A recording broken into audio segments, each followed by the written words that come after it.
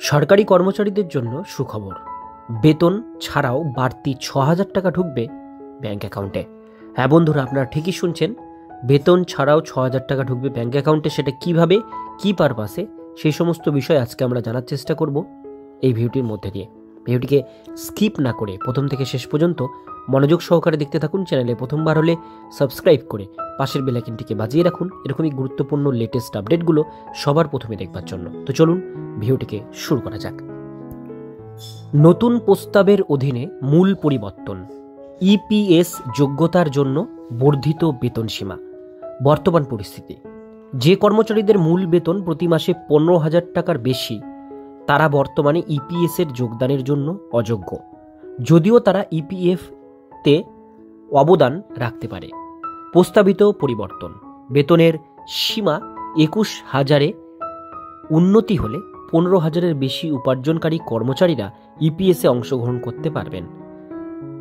এর মানে হলো যে প্রতি মাসে 15,০০০ টাকা থেকে 21,০০০-এর মধ্যে উপার্জনকারী কর্মীরা এখন ইপিএস স্কিমের অধীনে পেনশন সুবিধার জন্য যোগ্য হবেন। ইপিএফ এবং ইপিএস অবদানের উপর প্রভাব। বর্তমান অবদান, কর্মচারী এবং নিয়োগকর্তা উভয় ইপিএফ অ্যাকাউন্টে কর্মচারীর মূল বেতনের 12% অবদান রাখেন। যাই হোক, যদি কর্মচারী ইপিএস এর জন্য যোগ্য হন, তাহলে নিয়োগকর্তার 12% অবদানের 8.33% ইপিএস অ্যাকাউন্টে যায়। বাকি 3.67% নিয়োগকর্তার অবদান কর্মচারীর সম্পূর্ণ 12% অবদানের সাথে ইপিএফ অ্যাকাউন্টে জমা হয়।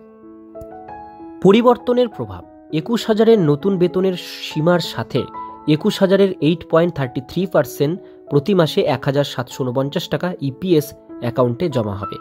এর অর্থ হলো আরও বেশি তহবিল ইপিএস অ্যাকাউন্টে যাবে, কিন্তু ইপিএফ অ্যাকাউন্টে জমা হওয়া পরিমাণ হ্রাস পাবে। পেনশন সুবিধার উপর প্রভাব।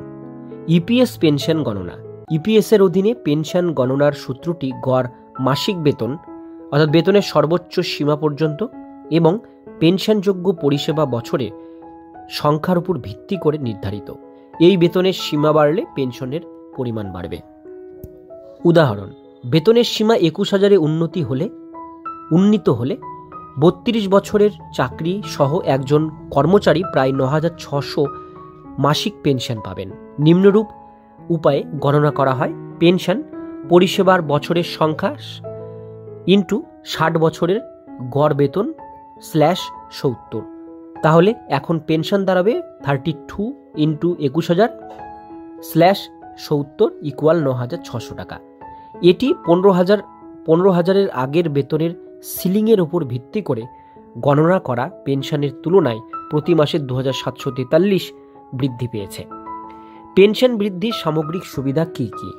বর্ধিত বেতন সীমার সাথে কর্মচারীরা অবসর গ্রহণের সময় একটি বড় অঙ্কের পেনশন পরিমাণ দেখতে পাবেন। উদাহরণস্বরূপ, বেতনের সীমা 6,০০০ বৃদ্ধির ফলে মাসিক পেনশনে অতিরিক্ত 2,743 বৃদ্ধি হতে পারে, যা অবসরপ্রাপ্তদের আর্থিক নিরাপত্তা বাড়ায়।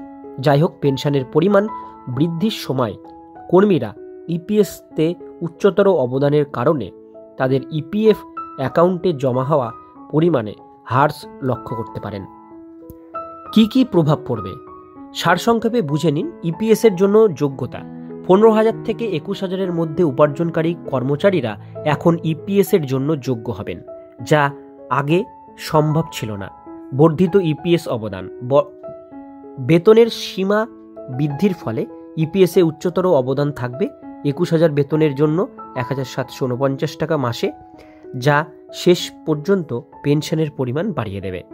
কম ইপিএফে অবদান, যদিও বেশি তহবিল ইপিএসে যাবে, ইপিএফ কম অবদান রাখা হবে, কারণ নিয়োগকর্তার অবদানের একটি অংশ 8.33% এখন ইপিএসে পরিচালিত হবে।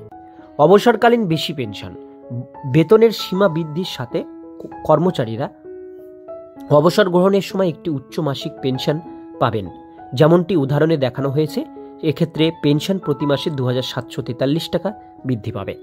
বলা বাহুল্য, এই পদক্ষেপ নিঃসন্দেহে অনেক কর্মচারীকে উপকৃত করবে, বিশেষ করে যাদের চাকরির বছর বেশি।